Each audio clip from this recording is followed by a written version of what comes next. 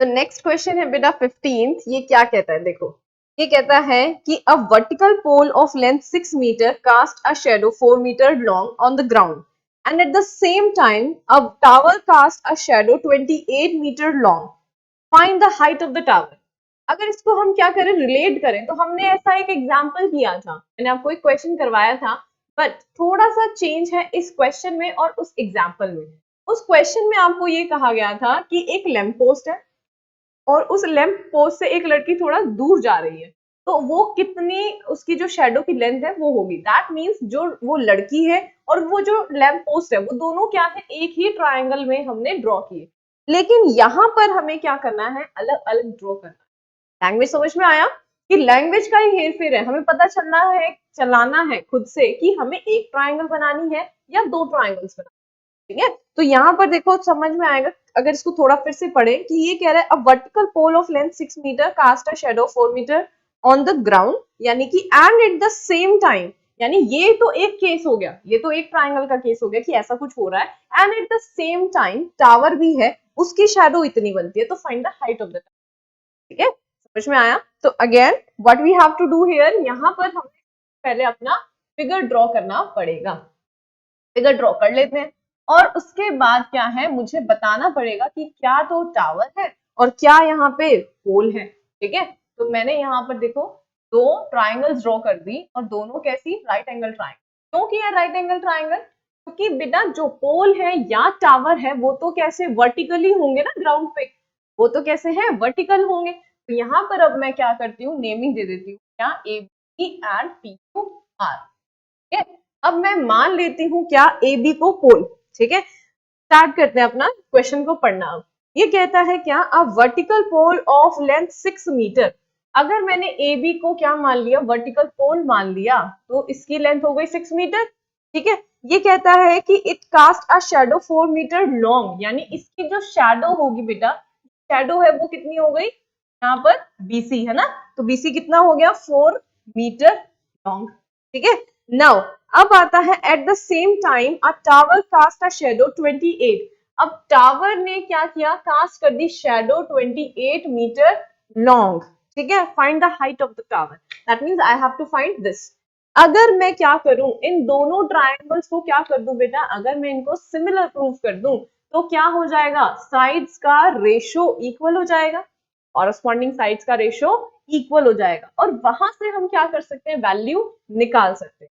ठीक है, लेकिन अब इनको प्रूव कैसे करें, कैसे करें, एक एंगल तो मुझे क्या दे रखा है, इक्वल दे ही रखा है, क्योंकि वो दोनों के दोनों कैसे हैं बेटा, 90 डिग्री। ठीक है, अब एक और एंगल यहाँ पर इक्वल है, कौन सा, ये होगा बेटा एंगुलर एंगल, या मैं कहूं angle C is equal to angle R। क्यों होगा, क्योंकि इसे क्या कहते हैं, एंगल ऑफ एलिवेशन। ये एंगल ऑफ एलिवेशन क्या होता है, एंगल ऑफ एलिवेशन होता है जब आप नीचे खड़े हो, राइट, यहाँ पर मैं खड़ी हूँ और मैं अपना ऐसे सोर्स के ऊपर क्या कर रही हूँ, लाइन देख रही हूँ, तो वो एंगल क्या है, सेम।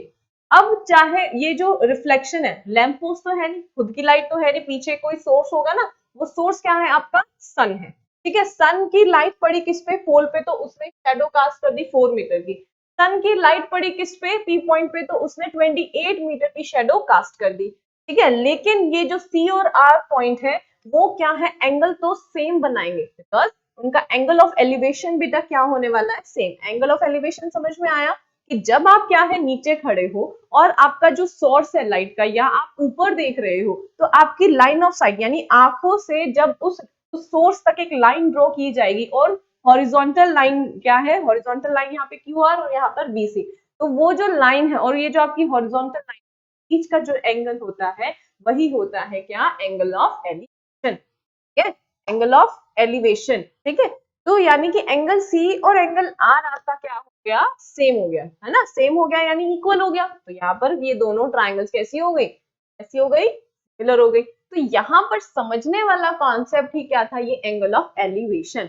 अभी आप क्या, जब आगे आओगे ना तो आपके पास एक चैप्टर आएगा पूरा जिसमें हम एंगल ऑफ एलिवेशन के बारे में क्वेश्चंस पढ़ने वाले हैं।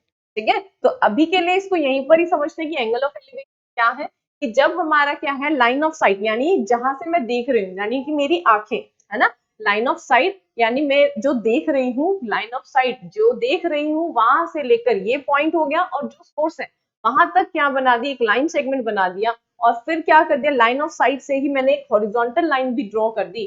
ठीक है, तो line of site and horizontal line के बीच में एंगल जो बनता है वो कैसा होने वाला है, ऑफ एलिवेशन। ठीक है, तो ये जो पॉइंट है, ये जो ऊपर देख रहे हैं और जो नीचे, ये हॉरिजॉन्टल लाइन होगी और ये लाइन ऑफ साइट, ये लाइन ऑफ साइट और ये हॉरिजॉन्टल।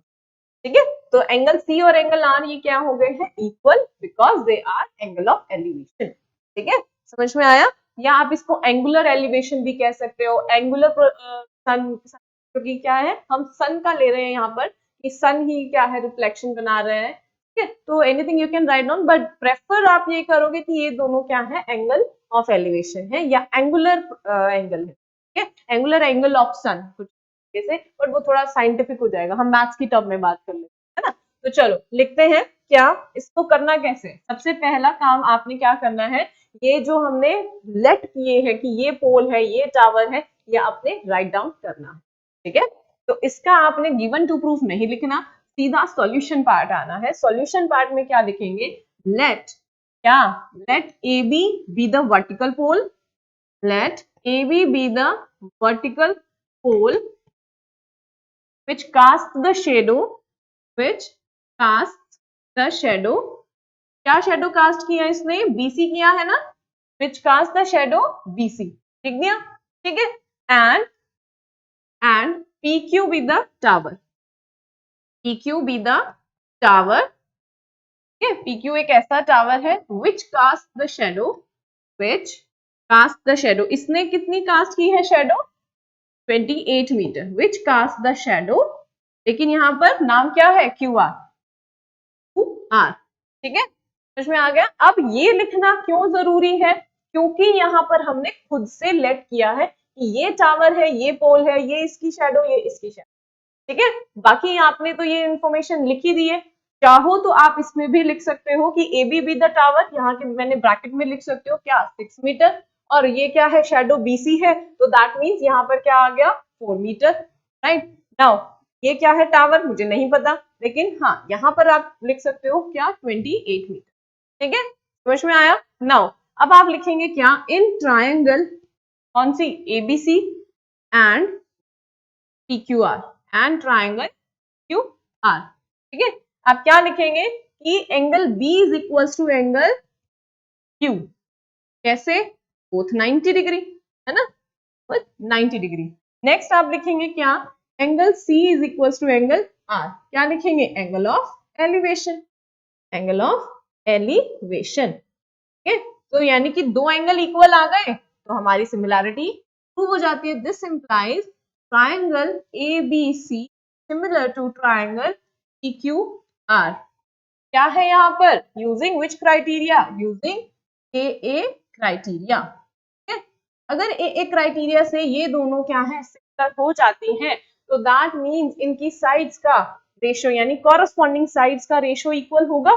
कॉरस्पॉन्डिंग साइड्स का रेशियो ले लो, लिख लो, लेकिन सिर्फ वही कंसिडर करो जिसकी क्या है, वैल्यू मुझे गिवन है और वैल्यू निकालनी है। फॉर एग्जाम्पल AB अपॉन में PQ आएगा यहाँ से, this implies AB upon Q is equals to क्या, BC upon QR, upon QR लिख सकते हैं ऐसा। अब AC और PR को लिखने की जरूरत नहीं है क्योंकि मुझे उसके बारे में नहीं निकालना। इन चार वैल्यूज में से मुझे तीन वैल्यूज नोन है, सिर्फ BC या मैं कहूँ PQ की वैल्यू नहीं पता, that we will calculate, but we have to state the reason कि ऐसा क्यों हुआ। ऐसा हुआ CPST की वजह से, यानी corresponding parts of similar triangles. बस हम वैल्यूज रख देते हैं। दिस इंप्लाइज AB कितना है बेटा 6, PQ हमें नहीं पता, PQ एज इट इज रहने देते हैं। फिर हमने लिखना है BC, दैट मीन्स 4, और QR कितना है 28। So for solving this, we can use cross multiplication method. That is 6 into 28 is equals to 4 into PQ.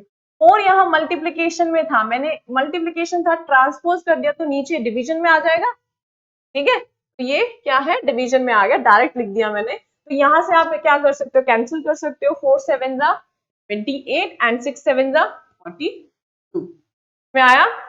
Clear है कि PQ को मैंने जब सॉल्व किया तो मुझे मिला PQ is equals to 42 metre, क्योंकि सारी की सारी जो मेजरमेंट्स थी वो मीटर में थी, तो ये भी मीटर में ही आएगा। ठीक है, सो दैट मीन्स आप क्या लिखेंगे, so the length of tower is, आपको यही निकालना था ना, find the length of the tower, right, या height of the tower.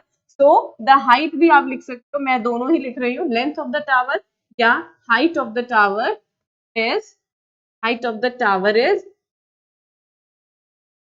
42 metre. ठीक है, समझ में आया, क्लियर हो गया, बहुत बढ़िया, क्लियर है। सिर्फ एक कॉन्सेप्ट ये समझने का था कि यहाँ पर टू ट्राइंगल्स यूज होने वाले, ठीक है, सिमिलर था एग्जाम्पल के जैसे ही, लेकिन यहाँ पर कॉन्सेप्ट क्या यूज हुआ कि यहाँ पर टू ट्राइंगल्स यूज हुए, क्योंकि यहाँ पर एक वर्ड यूज हुआ था and at the same time. ठीक है, तो समझो इसको, समझ में आया, ठीक है, चलो नेक्स्ट करते हैं।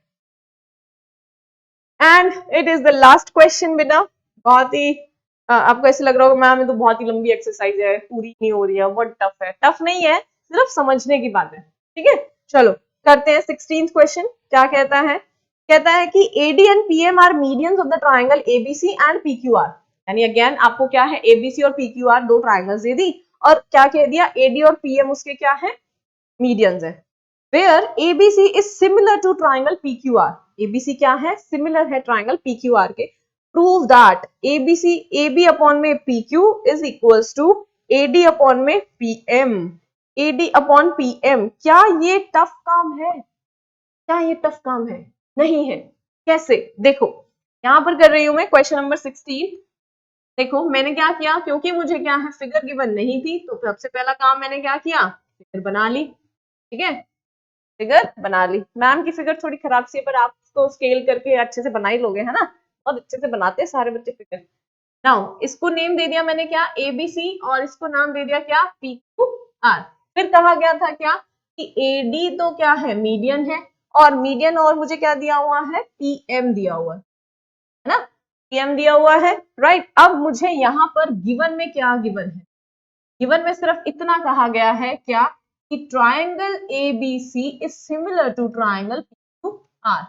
सारा तो मुझे बता ही दिया है ना, triangle ABC is similar to triangle PQR। मुझे प्रूव क्या करना है, यहाँ देखो, यहाँ लिख रही हूं मैं, टू प्रूव में आता है मुझे एक रेशो इक्वल प्रूव करना है। वो रेशो कौन सा है, देखो टू प्रूव में क्या करना है, टू प्रूव में एक रेशो इक्वल प्रूव करना है, क्या, that is AB upon PQ is equals to AD upon PM, upon PM। ठीक है, अब प्रूफ में क्या करना है, आपको पता है क्या करना है, स्टार्ट कैसे करते हैं कि टू प्रूफ में देखो ये AB और PQ कहाँ है, ये AB है, ये PQ है, और फिर AD और PM। दैट मींस मुझे क्या करना है, मुझे साइड्स का रेशियो इक्वल प्रूव करना है, जो कि क्या है, AB और AD, PQ एंड PM। ठीक है, अगर मैं क्या करूं, ABD और PQM को सिमिलर प्रूव कर दूं, तो ये हो जाएगा, जाएगा ना। बट ये भी कर सकते हैं, कैसे, आपको गिवन क्या है कि ये पूरी ट्राइंगल जो है वो इस ट्राइंगल के सिमिलर है। अगर सिमिलर है तो साइड्स का, या मैं कहूँ कॉरस्पॉन्डिंग साइड्स का रेशियो कैसा होने वाला है, equal, and all the angles are equal. लेते हैं फिर कि हमें पता है क्या, as triangle ABC similar to triangle PQR।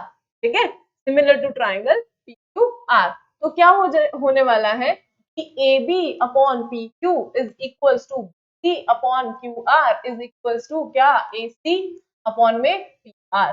ऐसा होगा, ठीक है, एंड क्या होगा, and angle B is equals to angle Q। सिर्फ मैं एक ही पार्ट कंसीडर कर रही हूँ यहाँ पर, क्योंकि आप जानते सारे एंगल्स इक्वल होंगे, पर मुझे बेसिकली चाहिए तो P और B और Q है ना। यहाँ पर हम रीजन स्टेट कर देंगे क्या, बाय CST, ये CPST से होगा। तो या आप नहीं भी करोगे तो भी आप जानते हो कि ये होगा ऐसा, पर कर दो बेटर है, क्योंकि हर चीज का रीजन लिखना अच्छी बात है।